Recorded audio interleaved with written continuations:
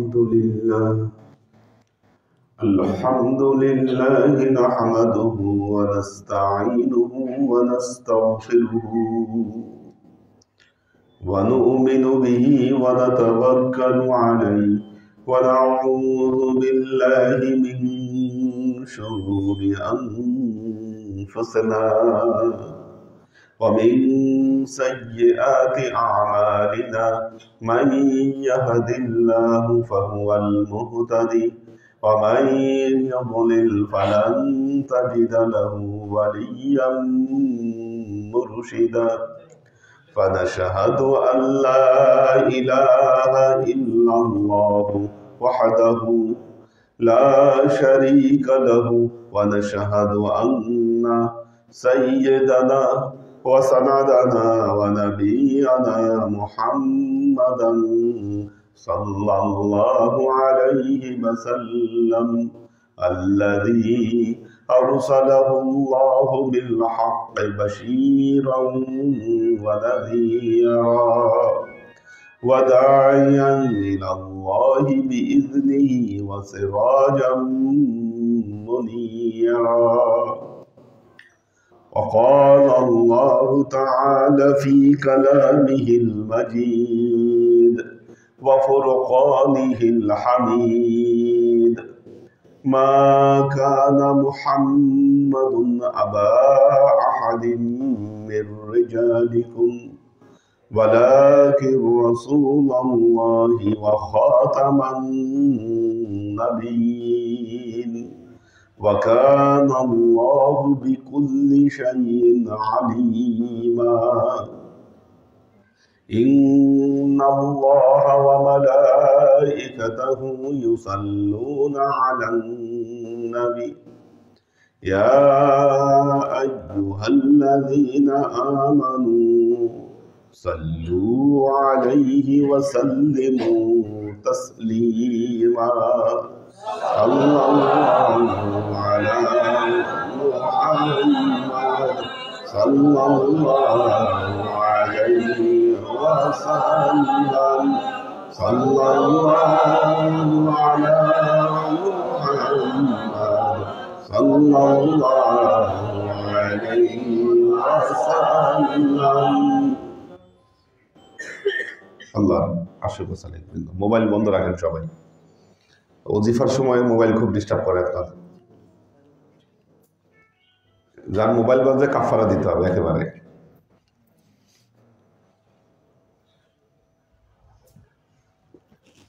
আজকে আমরা মাসনবী থেকে আলোচনা করব। আমাদের মহিউদ্দিন ভাই যে কথাটা বলেছেন যে আমরা আসি, ফায়েজ নেই, কিন্তু ফায়েজ ধরে রাখতে পারি না। তো মাওলানা জালালউদ্দিন রুমি এর ব্যাখ্যা দিয়েছেন যে আমরা কেন ফায়েজ ধরে রাখতে পারছি না। এটার ব্যাখ্যাটা মাওলানা জালালউদ্দিন রুমি দিয়েছেন। তো উনি বলতেছেন আমরা নূর সংগ্রহ করছি, কিন্তু নূর ধরে রাখতে পারছি না, কারণ আমাদের গুদাম ঘরে ইঁদুর ঢুকেছে।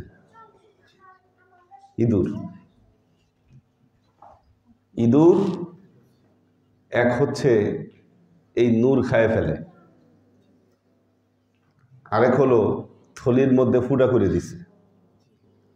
ইঁদুরও যেমন খায়, ফুটা দিয়েও তেমন বের হয়ে যায়। এই জন্য ভেতরে আর নূর আমরা ধারণ করতে পারি না। প্রশ্ন হচ্ছে তাহলে এই যে ইঁদুর, এই ইঁদুরটা আসলে কি? তো ইঁদুরটা কি সেখানে যাচ্ছি আমরা।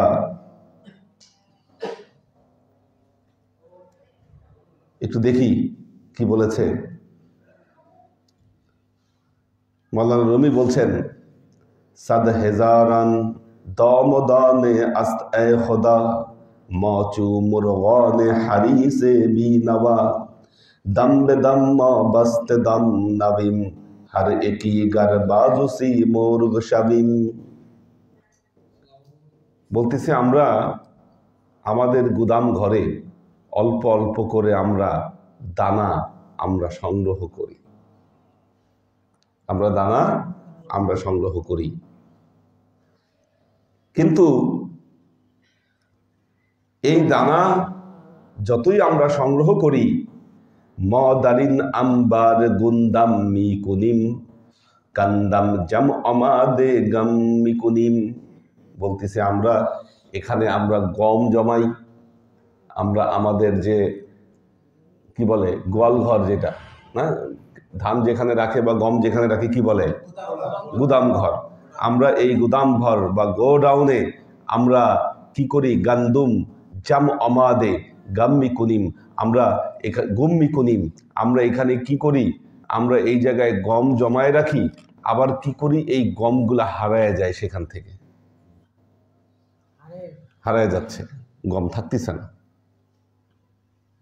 অল্প অল্প করে দানা দানা করে আমরা আমাদের আমলের যে শস্য দানা, আমলের যে গম, এখানে গান্দুম বলেছেন শব্দটা, গান্দুম মানে হচ্ছে গম, আমরা এই গমগুলা আমরা জমাচ্ছি, কিন্তু দেখা যাচ্ছে এই গম থাকতেছে না, এটা হারায় যাচ্ছে। ঘুম মিকুনি বলতেছে মিনান দিশিম অখের মাস আজমাকরেমুস। কিন্তু কেন আমাদের এই গম থাকছে না, এই গম হারিয়ে যাচ্ছে? আম্বরে মাহুফরে জাদাস ওয়াজফানাস আম্বরে মাবিরান সুদ আস। বলতেছে এই ইঁদুর আমাদের গুদাম ঘরের মধ্যে একটা ফুটা করে ফেলেছে, আর এই ফুটা দিয়ে আমাদের এই গমগুলা আস্তে আস্তে পড়তে পড়তে এটা বিরান হয়ে যাচ্ছে। ওয়াজফানাস আম্বরে মা বিরান সুদে আস, এটা বিরান হয়ে যাচ্ছে। আউয়াল আজান দাফআ শাররে মুশকুন ওয়ানকে হান্দার জামএ গান্দাম জুশকুন। মাওলানা রুমি বলতেছেন, হে সালেক, হে সালেক, তোমার প্রথমে তোমার ভেতরে থাকা এই ইঁদুরের যে ষড়যন্ত্র, এইটাকে তোমার আগে বন্ধ করা উচিত। এরপর তোমার অঙ্গদারে জামএ গান্দাম জুশকুন, এরপর তুমি কি করো, তুমি তোমার এই গম জমানোর দিকে তুমি নজর দাও। এখন প্রশ্ন হলো, এই গম, এই যে ইঁদুর, এটা কোন ইঁদুর? এটা কোন ইঁদুর? মাওলানা রুমি বলতেছেন এই ইঁদুর হলো নফস। আমাদের ভেতরে থাকা নফস নামক ইঁদুর আমাদের এই সকল নূর খায় ফেলতেছে।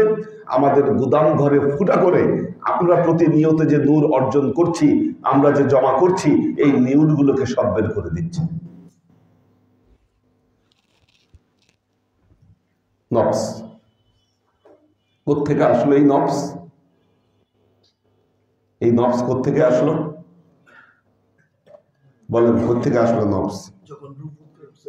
হ্যাঁ,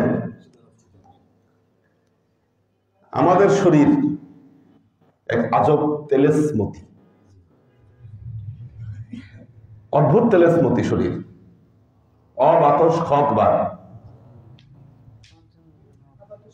অবাতস খকবার। আমাদের শরীরের মধ্যে অব আছে। অব মানে পানি, অব মানে হলো পানি। পানি আছে শরীরের মধ্যে। গরম লাগলে শরীর ঘামায়, পানি বের হয়, চোখ দিয়ে পানি বের হয়, কি টয়লেটে গেলে পানি বের হয়, শরীর থেকে বের হচ্ছে, শরীর নিংড়ায় বের হচ্ছে, এগুলো পানি আছে শরীরের মধ্যে। অব। আতস, আগুন, হাত দিলে বোঝা যাচ্ছে যে এটা গরম, আগুন আছে ভেতরে। খক, মাটি, দেখা যাচ্ছে মাটি। সবার, আমরা সবাই সবাইকে দেখতে পাচ্ছি, মাটি শরীরে লেগে আছে, এটা মাটি। তাও কি শক্ত মাটি না, কাদা মাটি। কি অদ্ভুত! এই দেখেন কি নরম কাদা মাটি, এটা টান দিলে খুলে আসবে।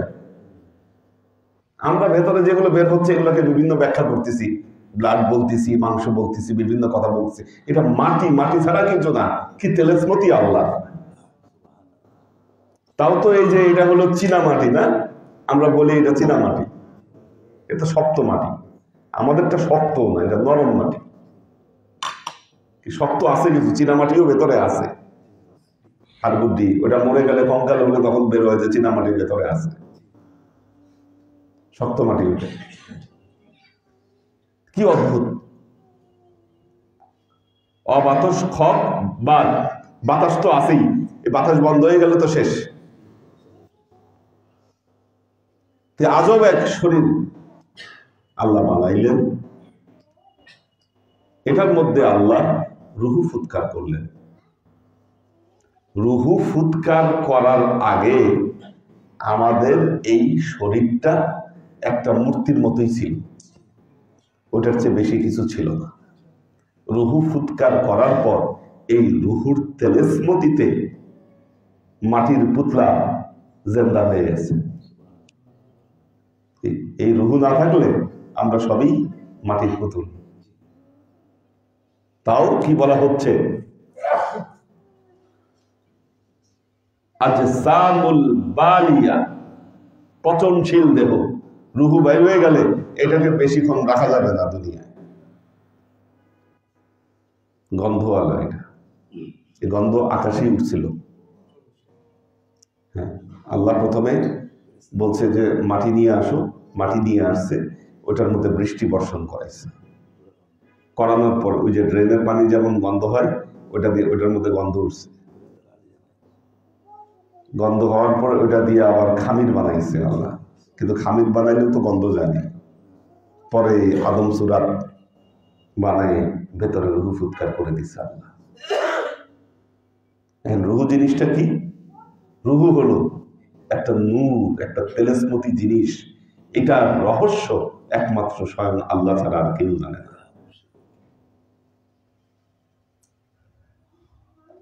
এটা আলেমে লাহুতের গোপন জিনিস, যার মর্ম এই দুনিয়ার কেউ জানে না। আল্লাহর সিফাত এই রূপ, আল্লাহর বিশেষ সিফাত, তার তৈরি বিশেষ সিফাতই রূপ। এটা এজন্য যখন কাফের মুশরিকরা প্রশ্ন করলো আল্লাহ নবীকে, ইয়াসআলুনাকা আনির রূহ কুলির রূহু মিন আমরি রাব্বি, আল্লাহ বললেন আপনি বলে দেন এই রূহ হচ্ছে আমার প্রভুর আদেশ মাত্র। তাহলে জগতের পরিক্রমায় রুহু হচ্ছে ঊর্ধ্ব জগতের, ঊর্ধ্ব থেকে ঊর্ধ্ব জগৎ। খাজা মঈনুদ্দিন চিশতি রহমতুল্লাহ আলাইহি উনি এই জগৎটাকে কয়েক ভাগে কি বিভক্ত করে উনি বর্ণনা করছেন। প্রথমে হলো আলেমে নাসুত, আমাদের জগৎ যেটা, এটা আলেমে নাসুত। এই জগতের উপাদান হলো মাটি। এই জগতের দুইটা পার্ট, একটা হলো একেবারে আসফালা সাবিলিন, যেটা সর্বনিম্ন স্তর, যেটা আমরা যেখানে এখন অবস্থান করতেছি, এটা একেবারে আসফালা সাফিলিন। এটা এর উপরে আছে আলেমে জিন্না, জিনদের জগৎ। ওই জগতের উপাদান আবার আগুন। জিনদের জগতের উপরে আলেমে মালাকুত, ফেরেশতাদের জগৎ। তার উপরে আলেমে লাহুত, লাহুতের জগৎ, রুহের জগৎ। তার উপরে আলেমে বাহুত বা জাবারুত, এটা একেবারে স্বয়ং স্রষ্টার জগৎ। উপরের জগৎ থেকে নিচের জগতে আসা যায়, নিচের জগৎ থেকে উপরের জগতে যাওয়া যায় না। এই জন্য জিনেরা আমাদের জগতে আসে, আমরা জিনদের জগতে যেতে পারি না।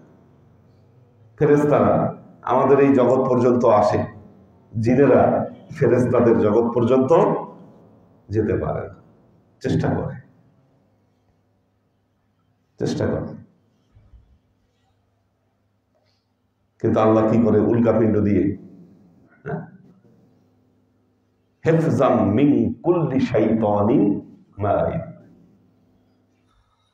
ইল্লা মান খাতাফাল খাতফা ফাআতবাআহু শিহাবুন সাকিব, ছো মেরে ওই মালাকুত জগতের খবর আনতে চায়, কিন্তু আল্লাহ উল্কাপিণ্ড মেরে এদেরকে তাড়ায় দেন। এই জিনগুলাকে, কিছু জিন আছে খুব দুষ্ট শয়তান, এরা চায় যে একটু দেখি, ভেতরে তো ঢুকতে পারে না, কান লাগায় থাকে ওখানে, ভেতরে কি কথাবার্তা হয় একটু শুনি, গুপ্তচর করতে চায়। কিন্তু যখন ফেরেশতারা টের পায়, উল্কা মারে, চলে আসে ওখান থেকে। এখন আলেমে মালাকুতের অধিবাসী যারা তারা আবার লাহুতে যেতে পারে না, যে কারণে মেরাজের সময় জিব্রাইলে আমিন থেমে গেলেন। জিব্রাইলে আমিন থেমে গেলেন, আর আল্লাহর নবী ওয়াহুয়া বিল উফুকিল আলা, উফুকে আলায় চলে গেলেন, একদম কবা কাউসাইন পর্যন্ত এই আলেমে লাহুতের সীমা, কবা কাউসাইন। তাহলে আল্লাহর নবী মেরাজে কেন গেলেন? কারণ আল্লাহর নবীর মধ্যে রূহ আছে। রূহ হলো আলেমে লাহুতের বাসিন্দা। রূহ না থাকলে আল্লাহর নবী ওইখানে যেতে পারতেন না। কাজেই যেই তেলেসমতি আল্লাহ আপনার ভেতরে ঢুকাই দিয়েছেন, এ মারাত্মক জিনিস। কোহিনুর হীরা, যদি ধরেন একটা কোহিনুর হীরা আপনি একটা কাদার মধ্যে লুকায় রাখলেন, কোহিনুর হীরা কাদার ভেতরে লুকায় রাখলে সেটা দুটি ঝলক কোনোটাই দেখা যাবে না, দেখা যাবে না। ঠিক তেমনি এইরকম মূল্যবান একটা জিনিস আল্লাহ আমাদের এই কাদার শরীরের মধ্যে ঢুকাই দিছে।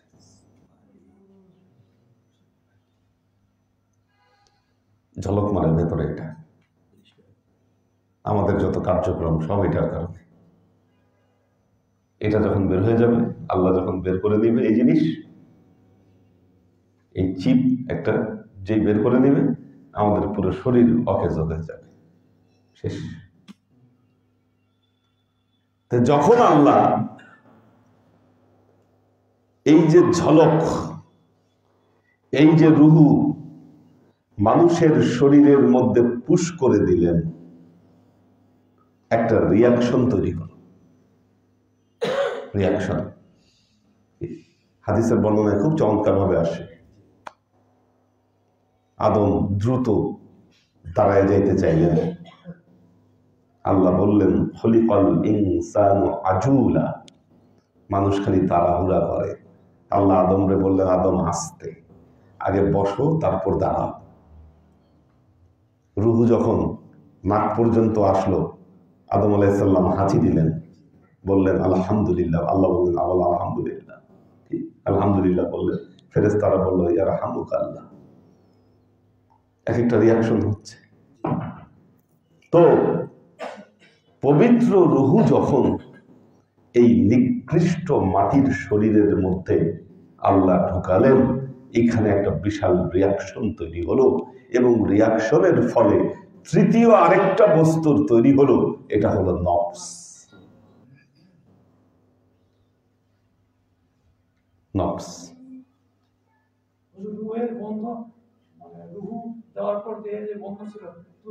দূর হয়ে গেল, এখনো আছে, দূর একেবারে তো হয় নাই। আমরা তো এটা ঢাইকে ঢুকে ফার্নিশ করে রাখি। আপনি গোসল না করেন না কয়দিন, দাঁত না মাজেন, কি গন্ধ ঠিকই বের হবে, গন্ধ যায় নাই, আছে। আমরা সেটাকে ঘষে মাজে রাখি আর কি। কত সেন্ট, কত পারফিউম, কত কিছু ব্যবহার করি, পেস্ট দিয়ে প্রতিদিন দাঁত মাজি, গন্ধ ঠিকই আছে। এই যে একটা তেলেসমতি, তৃতীয় আরেকটা জিনিস তৈরি হলো, সেটার নাম হলো নফস। এখন নফস আর রুহের মধ্যে শরীরের দখল নিয়ে প্রতিনিয়ত মারামারি চলে, প্রতিযোগিতা শুরু হয়।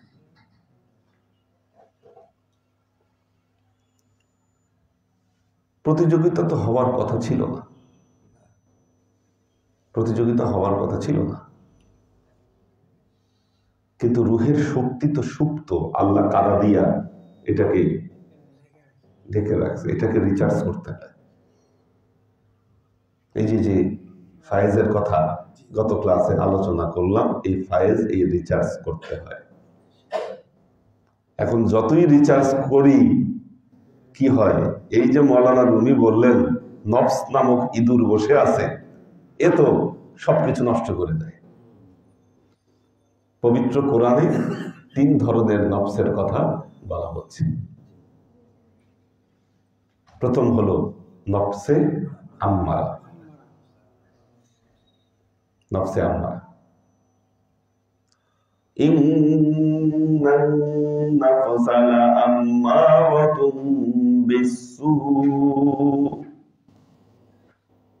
জন্মের পর থেকে আমাদের যে নফস আমাদের ভেতরে আছে, ব্র্যান্ড নিউ নফস, যেটা বিল্টিন, যেটা দিয়ে দিয়েছে আল্লাহ শরীরের ভেতরে, এটা হলো নফসে আম্মারা। আর নফসে আম্মারার অদ্ভুত জিনিস হচ্ছে, এই নফসে আম্মারা খালি পাপের দিকে ধাবিত হয়। আপনার যত নিকৃষ্ট, যত খারাপ কাজ আছে, এই কাজের দিকে ধাবিত হয়। আপনি বলতে পারেন, হুজুর কি বলেন, না আমার মনে কোন খারাপ চিন্তা আসে না, আমি ফেরেশতা।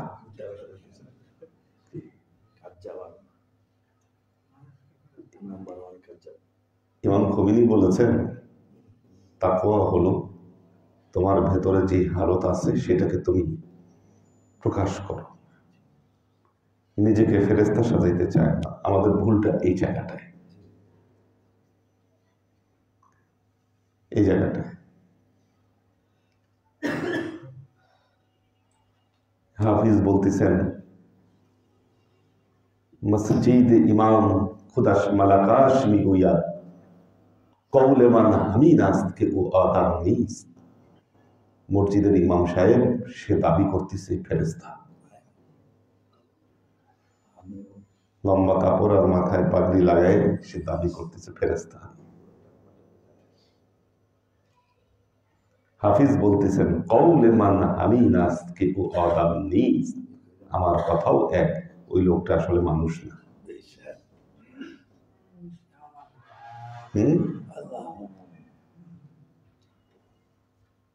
ফেরেশতাগিরি বেশি দেখাইতে গেলে ভেতরে গলদ বেশি থাকে।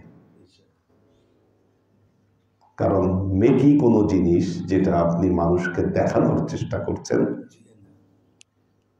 সেটা বেশিক্ষণ লাস্টিং করবে না। এজন্য আপনি সুফিদের যত লেখনী আছে দেখবেন, প্রত্যেক লেখনীতে তারা সবাই নিজেদেরকে গুনাহগার, পাগল, মাস্ত বলে সম্বোধন করেছেন। রুমিরই আছে, নামান বেহুদা গর্দে কুচা ও বাজার মি করদান খতাহকারাম গুনাহগার গান বেহারেজার মি গর্দান। উনি বলতেছেন, নামান বেহুদা কুচা ও বাজার মি গর্দান, আমি অযথাই এই যে পাগলের মতো আমি বিভিন্ন বাজার অলিগলিতে ঘুরে বেড়াই, এটা বেহুদা না। খতাহকারাম গুনাহগারাম, আমি অপরাধী, আমি গুনাহগার, আমার গুনাহ থেকে মুক্তির জন্য আমি কান্না করতে করতে ঘুরে বেড়াচ্ছি।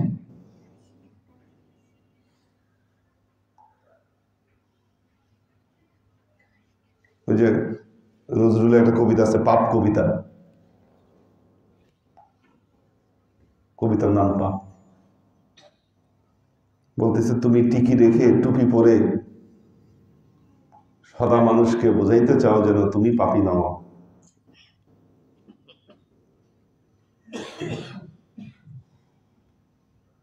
মানুষকে তুমি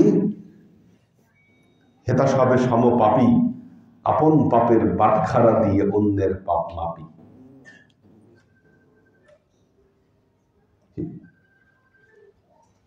দেখবেন আমাদের মধ্যে কিছু মানুষ খালি মানুষের সমালোচনা,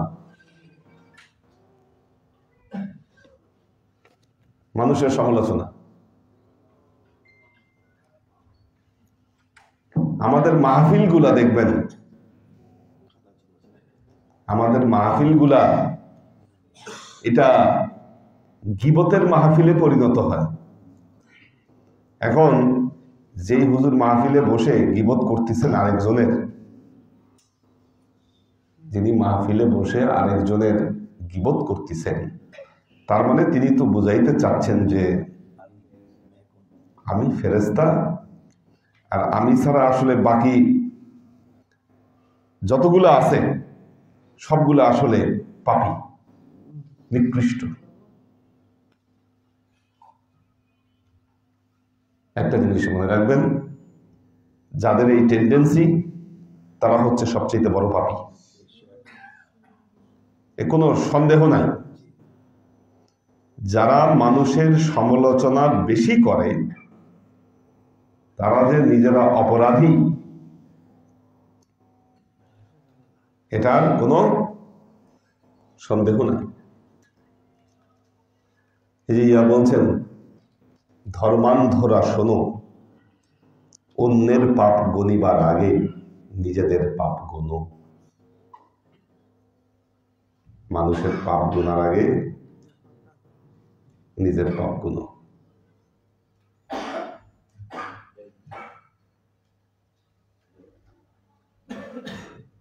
পাপের পঙ্কে পুণ্য পদ্ম ফুলে ফুলে হেতা পাপ, সুন্দর এই ধরা ভরা শুধু বঞ্চনা অভিশাপ। এদের এড়াতে না পারিয়া যত অবতার আদি কেহ, পুণ্যে দিলেন আত্মা ও প্রাণ, পাপের দিলেন দেহ।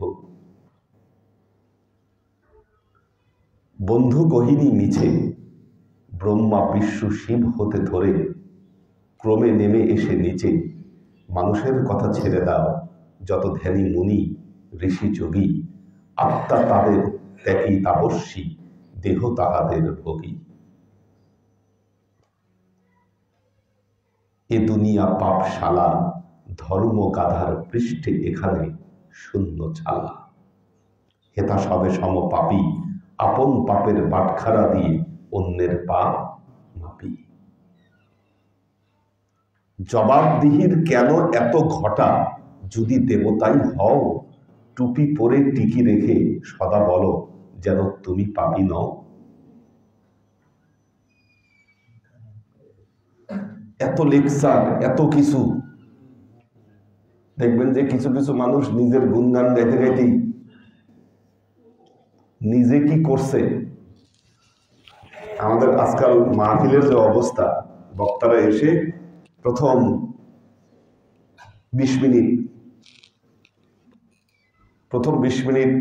দরুদ, কিছু গান, কিছু আলোচনা, কি ওই গান গুন গাইতে গাইতেই প্রথম 20 মিনিট শেষ। দ্বিতীয় 20 মিনিট নিজে কি করছি, নিজের জীবনে নিজের কত গুণা বলি, আরো 20 মিনিট শেষ। কয় মিনিট গেল? 40 মিনিট।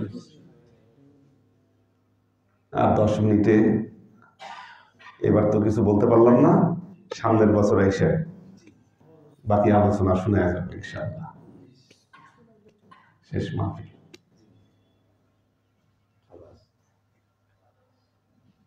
তো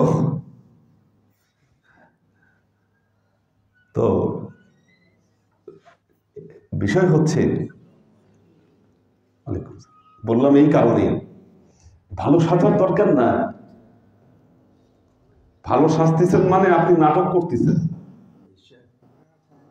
আল্লাহ কি জানে না আপনি বান্দা কি নাটক কার সাথে করেন? নাটক কি আল্লাহর সাথে করতেছেন না মানুষের সাথে করতেছেন নাকি? যখনই আপনি নাটক করবেন, ভালো থাকার নাটক করবেন, তখনই দেখবেন আপনার ভেতরে অহংকার বাধা বাসবে, লোভ বাধা বাসবে, আপনার মনের যে এই রোগগুলো আপনাকে গ্রাস করে ফেলবে, এই যে নূরগুলো খায় ফেলবে। নফস শক্তিশালী হবে আপনার।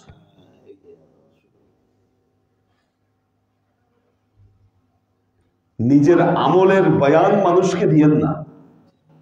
কত কত আমল করেন, কয় রাকাত তাহাজ্জুদ পড়েন, কি নফলের সাথে আরো কত কিছু করেন আপনি, এই গল্প মানুষকে শোনায়েন না। কেন আপনি এগুলো বইলা মজা পান? কেন মানুষকে শোনাইতে চান আপনি? নামাজ তো আল্লাহর জন্য পড়তেছেন না, মানুষের জন্য পড়তেছেন। আল্লাহর জন্যই যদি পড়তেন, মানুষকে শোনানোর দরকার ছিল না। আপনার চেহারা দেখেই বোঝা যাবে কি আছে আপনার ভেতর। গল্প শোনানোর দরকার নেই। হ্যাঁ, হ্যাঁ।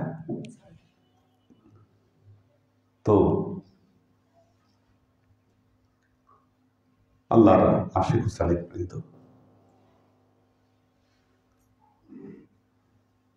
ইন্নান নাফসা লাআম্মারাতুন বিসসু, নফসে আম্মারা এটা পাপের দিকে ধাবিত হবে। এখন নফসে আম্মারা থেকে মুক্ত পেতে গেলে কি করতে হবে? লা উকসিমু বিন-নাফসিল লাওয়ামা, আম্মারা নফসটাকে লাওয়ামা নফসে পরিণত করতে হবে। কেমনে করবেন? কেমনে করবেন? হ্যাঁ, নফসকে শাসন করতে হবে। নিজেই পাগল, নিজের শাসন করবেন? পাগলা ঘোড়া, আপনি নিজেই মাথা, নিজেই পাগল। কাজেই নফসকে শাসন করতে গেলে, নফসের লাওয়ামা আনতে গেলে অবশ্যই আপনাকে আপনার কোন মুর্শিদের গোলামি আপনাকে করতে হবে।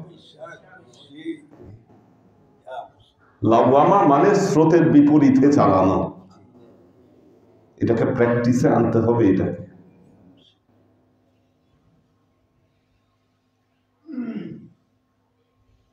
যখনই আপনি কোনো মুর্শিদের গোলামি করতে যাবেন, তখনই দেখবেন মনের যে যুদ্ধ, নিজেকে ছোট করে দেয়া, নিজেকে খাটো করা, এই যে বিষয়গুলো যখন আপনার ভেতরে আনতে হবে, তখন দেখবেন যে না, আপনার নফসের সাথে মনের বিরুদ্ধে একটা প্রবল যুদ্ধ তৈরি করতে হচ্ছে। ক্লাসে আসতে অনেকেরই ভালো লাগে, আবার কেউ আছে ক্লাস ছাড়া থাকতে পারে, দুই হালতই আছে। হালতের কারণটা কি? একটা ঘটনা বলি। এক লোক একদিন, প্রতিদিন গ্রামের মানুষ ফজরের নামাজের সময় মসজিদে গিয়ে উনি আগে মসজিদ পরিষ্কার করে, খুলে পরিষ্কার টরিষ্কার করে সে আযান দেয়, নামাজ পড়ে। এখন একদিন সে ঝড়ের রাত, উনি তো মসজিদ গিয়ে পরিষ্কার করবে, উনি বের হয়েছে। বের হওয়ার পরে নির্দিষ্ট একটা জায়গায় গিয়ে উনি স্লিপ খেয়ে পড়ে গেছে। চিন্তা করলেন কাজটা খারাপ হলো, উনি বাসায় ফিরে আসে, কাপড় টাপড় পরিষ্কার করে চেঞ্জ করে, কাপড় চেঞ্জ করে অন্য কাপড় পরে আবার বের হয়েছে। দ্বিতীয়বার যখন অ্যাটেম্প দিচ্ছে, ঠিক ওই জায়গাটায় গিয়ে সে স্লিপ খেয়ে পড়ে গেছে। চিন্তা করলেন কি হলো ঘটনাটা, এখানে এসে আবারও পড়লাম। আবারও তিনি চলে আসছেন বাসায়, এসে আবারও পরিষ্কার টরিষ্কার করে হারিকেন নিয়ে বের হয়েছে। এবার খুব সাবধান উনি যে না, একই জায়গায় আমি দুইবার পড়ছি, এবার আর পড়া যাবে না। খুব সতর্কতার সাথে উনি আগাচ্ছেন, কিন্তু তৃতীয়বার ওখানেই স্লিপ খাইছে। চিন্তা করলেন এই বিষয়টা মোটেও স্বাভাবিক না। একটা জায়গায় এসে পরপর তিনবার স্লিপ কাটল। আবার উনি বাসায় ফিরে গিয়ে কাপড় চোপড় পরে আবার বের হয়েছে। এখন বের হয়ে ওই জায়গায় গিয়ে দেখে একজন লোক দাঁড়ায় আছে। লোকটা বলতে, ভাই চলেন আপনাকে আমি পার করে দিই। ওনার হাত ধরে মসজিদ পর্যন্ত পৌঁছে দিচ্ছে। তখন উনি জিজ্ঞাসা করলেন ওই লোক যে, ভাই আপনাকে তো চিনলাম না, আমি তো প্রতি সময় নামাজ পড়ি, আপনি এত পরহেজগার লোক, কে আপনি আমাকে আগায় দেওয়ার জন্য এখানে দাঁড়ায় আছেন? বলে, আমি শয়তান। আমি শয়তান। কেন আপনি শয়তানতে আমাকে এভাবে পার করে দিলেন? শয়তান বলল, আমি এবার আজকে আমি ডিসিশন নিছিলাম যে যেমনে করে হোক তোমার আজকে আমি ঠেকাবো। প্রথম যখন এখানে আসছো আমি তোমার ফলাই দিচ্ছি, তুমি গিয়ে যখন আবার অ্যাটেম্প নিয়ে তুমি ফিরে আসলা, আল্লাহ তোমার জীবনের সব গুনাহ মাফ করে দিয়েছে। দ্বিতীয়বার তোমার আমি ফেলে দিলাম, তুমি আবারও গিয়ে তুমি অ্যাটেম্প নিয়ে তুমি আসছো, আল্লাহ তোমার পরিবারের সবার গুনাহ মাফ করে দিয়েছে। তৃতীয়বার তুমি যখন আসছো আমি তোমাকে ফালাই দিছি, তুমি আবারও অ্যাটেম্প নিয়ে ফিরে আসছো, আল্লাহ পুরা গ্রামের সব মানুষের গুনাহ মাফ করে দিয়েছে। চতুর্থবার এই জন্য আমি আগেই হাজির হয়েছি যে না, যা করতেছে তুমি যদি আবারও ফিরে আসো, ঠিক আছে, আমি যে কারণে তোমাকে ঠেকাইতে চাচ্ছি হিতে বিপরীত তো হবে, আমার জীবনের সব সাধনা শেষ। এই জন্য আমি তোমারে আগায় দিয়ে গেলাম। আর একটা গল্প বলে, এটা হাস্য গল্প, যে এক লোক যাচ্ছে, দেখে যে শয়তান দেখা করছে, দেখে শয়তানের কোমরে ঝুনঝুন করতেছে। বলতেছে, কি ব্যাপার, ঝুনঝুন করে কি এগুলো? বলে, এগুলো চাবি। এখন চাবি বের করে দেখাইলো, 3 রকম চাবি। এক ধরনের চাবিতে জং পড়ে গেছে, এক ধরনের চাবি মিডিয়াম, আরেক ধরনের চাবি একদম চকচকা। বলতেছে, কি ব্যাপার ভাই, 3 ধরনের চাবি কেন? বলতেছে, এই যে যেটা জং পড়া, আল্লাহর কিছু বান্দা আছে, আমি জীবনে একবার চাবি দিয়ে দিছি, আর চাবি দেওয়ার লাগে নাই, এই চাবি আর ইউজ করতে হয় না, আমার এক চাবিতেই সারা জীবন চলতেছে। আল্লাহর আরো কিছু বান্দা আছে, আমি একবার চাবি দেই, আমার কথা মতো চলে, আবার যখন চাবি শেষ হয়ে যায় আবার চাবি দিতে হয়। এভাবে চেক অ্যান্ড ব্যালেন্সের মধ্যে থাকে। সেটা চাবিগুলো হচ্ছে নর্মাল।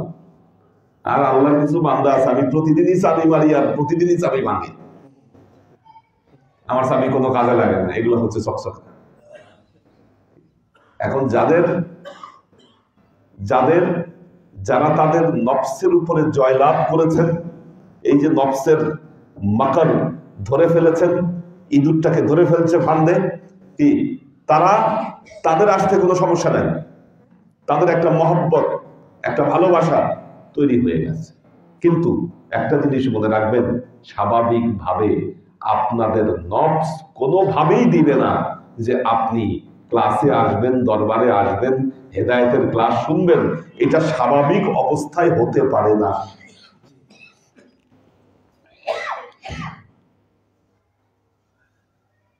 এটা হতে পারে না। এটা নফস প্রত্যেকের ভিতরে আল্লাহ দিয়ে দিয়েছে। কাজেই দেখেন, আল্লাহ তার রাসূলকে বলতেছেন, রাসূলের ব্যাপারে মুমিনদেরকে বলতেছেন, তোমাদের মধ্যে আন্না ফিকুম রাসূল আল্লাহ, নিশ্চয়ই তোমাদের মধ্যে রয়েছে আল্লাহ রাসূল, লাউ ইউতিউকুম কাসীরাম মিনাল আমরি লাআনিতুম, বলতেছে তোমাদের মধ্যে রাসূল আছে, তোমরা যদি মনে করো রাসূলকে তোমরা তোমাদের ইচ্ছা অনুযায়ী চালাবা, লাআনিতুম, তোমরা ধ্বংস হবা, তোমরা ধ্বংস হবা।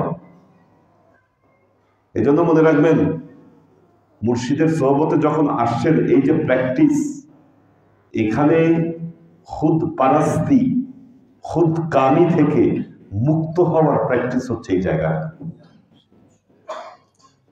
এখানে নিজের ইচ্ছা, নিজের খায়েশ মতো কিচ্ছু হবে না, কোনো কাজ হবে না, দরকার না থাকলেও কাজ মুর্শিদের আদেশ অনুযায়ী করতে হবে। তাহলে এটাই হবে নফসের এই যে প্র্যাকটিস।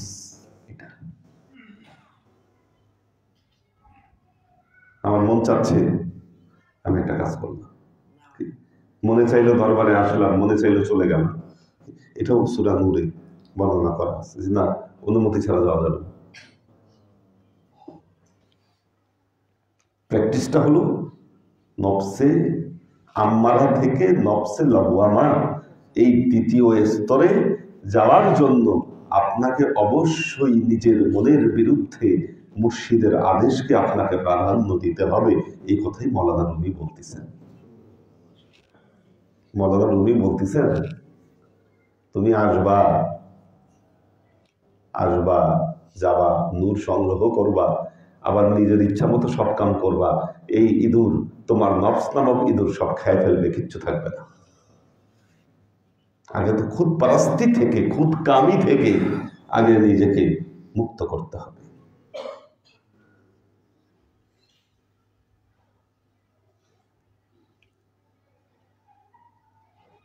এই যে বলছে এখানে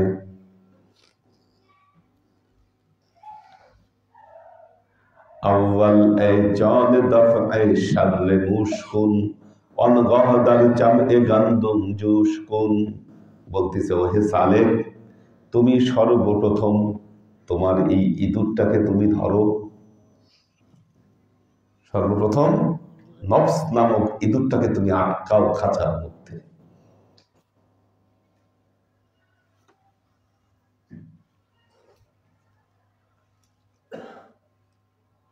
বর্তমান যুগে আল্লাহর অনেক বান্দারা আছে,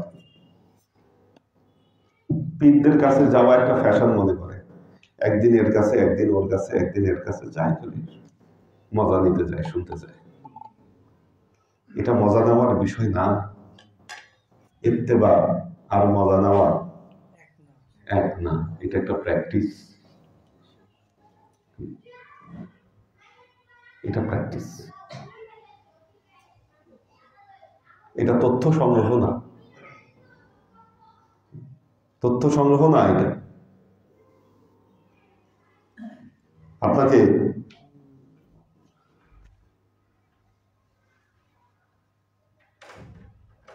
বুঝতে হবে যে আপনি কি কারণে মুর্শিদের ইত্তেবা করতে আসেন। না, নফস দমন করতে হবে আপনাকে। আমাদের নফস এতই শক্তিশালী, যেখানে নফস দমন করতে আসি সেই জায়গায় এসে নফসের কাছে আমরা বারবার হার মেনে যাই। খাইতে বসলে পাশের প্লেটের দিকে আগে তাকাই,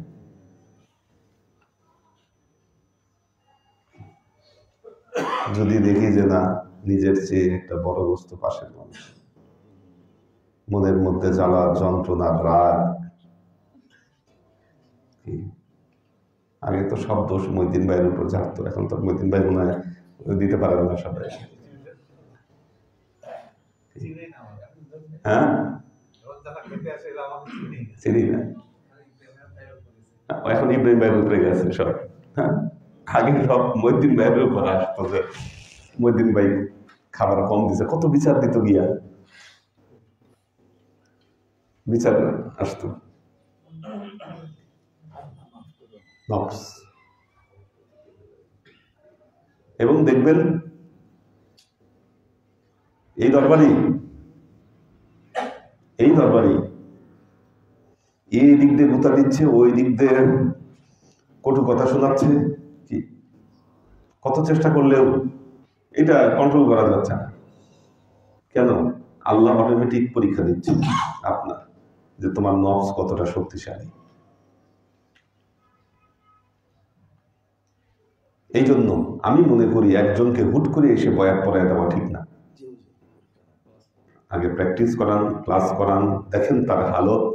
এটাও ফ্যাশন হয়ে গেছে, হুজুর বয়াত পড়ায় দেন, আচ্ছা বুঝলোই না, জানলোই না কিছু, প্রথম দেখায় ফার্স্ট সাইডে যে একজন লোক বয়াত পড়ে ফেললো, মানেটা কি হলো এটা? আর তার পক্ষে টিকাও সম্ভব না ওইটা। রমজান মাস আসলে মেয়েদের এক গ্রুপ আছে খালি বয়াত পড়ার জন্য হিরিক পড়ে যায় আর খাতায় নাম লেখো। আমি নিষেধ করে দিয়েছি, বলছি না, 3 থেকে 6 মাস না দেখে কারো নাম লেখা হবে না। এই যে রমজানের সময় যখন আসবে, রজব থেকে সবার নাম লেখা বন্ধ, কারো নাম লেখা হবে না।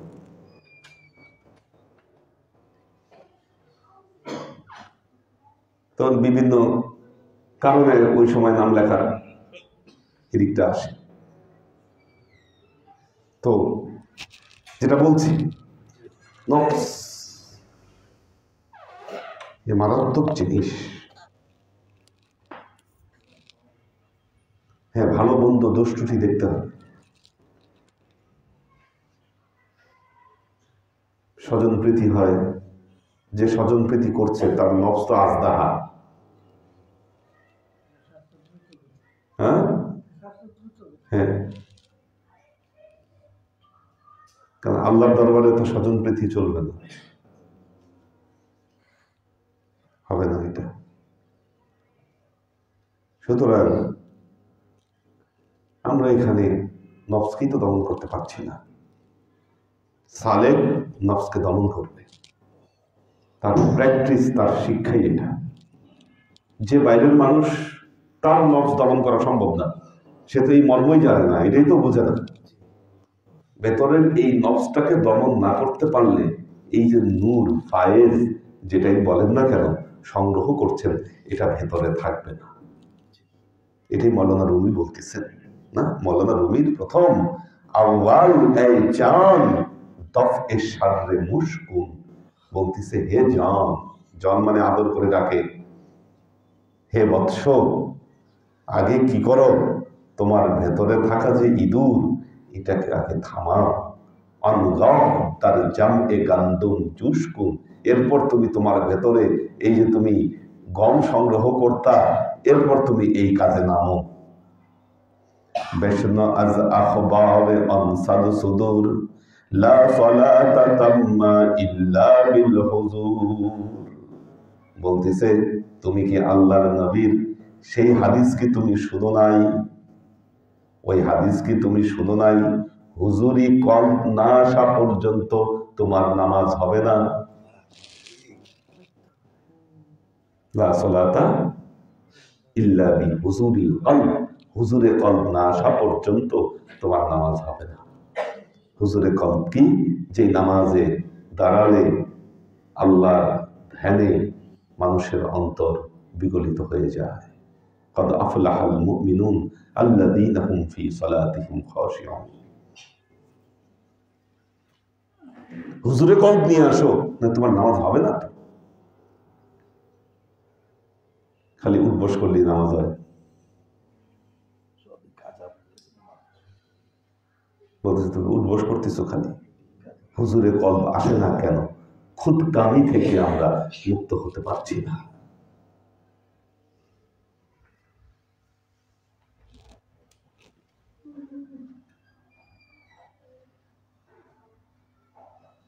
এবার বলতেছে, দেখেন, এটা বলেই শেষ করুন, সময় শেষ, কষ্ট করতেছে, এটা লাস্ট লাইন আজকে পাচ্ছি। গারনামুশি দুজারদার আনবার মাস গন্দুমে আমাল জেল সল কুজস্ত। বলতেছে, তোমার ভেতরে যদি ইঁদুর ফসল চুরি নাই করে, তাহলে তোমার 40 বছরের জমানো ফসল কই গেল? 40 বছর ধরে ইবাদত করতেছো, 40 বছর ধরে বন্দেগী করতেছো, 40 বছর ধরে ফসল সংগ্রহ করতেছো, গেল কই এগুলা? প্রশ্ন। ওয়াজ যখন করা হয় তখন প্রত্যেকেই মনে করে হুজুর তো আমার জন্য না, ওর জন্য ওয়াজ করছে। আজকের ওয়াজটা XYZ অমুক তমুকের জন্য হয়েছে। কেন? কারণ আমি তো আসলে এই লাইনের না, আমি তো আমার নফসকে দমন করে একেবারে মুতমাইন্নার পর্যায়ে নিয়ে বসে আছি। কাজে ওয়াজ আমার জন্য না।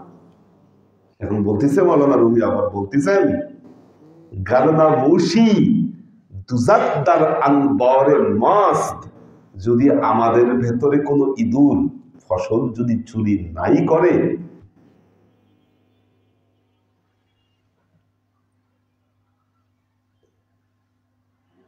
গুন্দাম আমলে চেল সল কুজাস, তাহলে তুমি জবাব দাও 40 বছরে তুমি যে আমল করছো, এই আমলের জমাকৃত জজবা জালওয়া এগুলা কোথায় গেল, থাকলো না কেন? এত নূর সংগ্রহ করছো, কি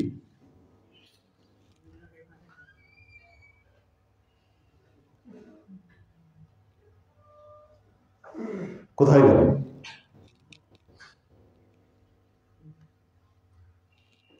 কাজী আল্লাহর আশেক ও সালেক বৃন্দ,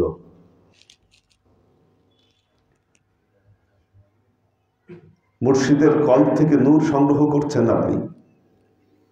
ফায়েজ আমরা যেটাকে বলছি, ক্লাসের মাধ্যমে আপনি ফায়েজ হাসিল করছেন, কিন্তু নিজের নফসটা শক্তিশালী থাকবার কারণে এই ফায়েজগুলো নিঃশেষ হয়ে যাচ্ছে। আল্লাহ আমাদেরকে তৌফিক দান করুন। মাকরে মুশ রুমির ভাষায় না, মাকরে মুশ, মুশ শব্দের অর্থ হলো ইঁদুর, মাকর শব্দের অর্থ হলো মকরা, ইঁদুরের মকরা, ইঁদুরের চালাকি, এগুলো সব শেষ করে দিচ্ছে।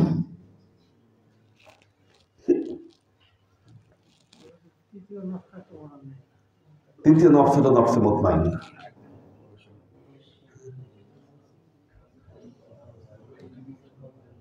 মোহাম্মদ মিজান, আব্দুল হাফিজ, মোহাম্মদ ফরিদ, সাজ্জাদ রহমান, শাইলা ইলিয়াস, মুসাম্মদ ফরিজা ফাইরুজ, রাইসা তাজরিয়ান, মীর মোহাম্মদ শাহাদত হোসেন, মোহাম্মদ শিয়াম হোসেন, নুরুল ইসলাম, ফরিদপুর ভাই আছেন, সুরাইয়া আক্তার, এটা ছাড়া মনিরুজ্জামান মনির, HK হানিফ, মীর মোহাম্মদ ইব্রাহিম, শোয়েব খান, আবু আফজাল, সুলতান মামুন, আব্দুল সালাম আজাদ, সুলতান আইরিন, মকসুদ আনাম, জারিনা হাবিবা রাসি, মাহফুজুল হক উজ্জ্বল, MK আলাল, সৈয়দা আমরিন শরীফ,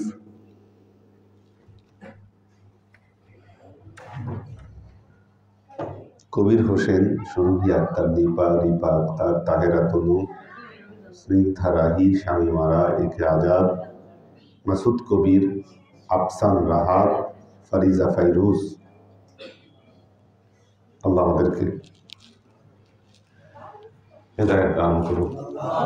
কাজে মনে রাখবেন, নফস নূর জমাইতে গেলে আউয়াল আজ মাকরে মুশ দাফ করি, প্রথম এই ইঁদুরের মকরা আগে বন্ধ করে, নাহলে নূর থাকবে না।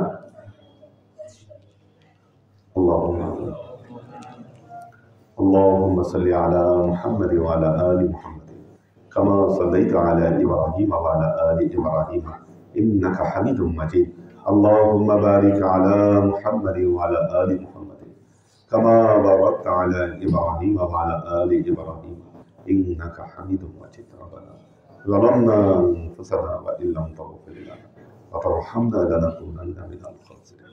ربنا آتنا في الدنيا حسنة وفي الآخرة حسنة وقنا عذاب النار. ربنا لا تزغ قلوبنا بعد إذ هديتنا وهب لنا من لدنك رحمة إنك أنت الوهاب. اللهم إنك عفو تحب العفو فاعف عني يا غفور رحيم الودود. اللهم نور قلوبنا بنور الإيمان ونور قلوبنا بنور الإسلام ونور قلوبنا بنور الإحسان وزين أخلاقنا بنور محمد صلى الله عليه وسلم.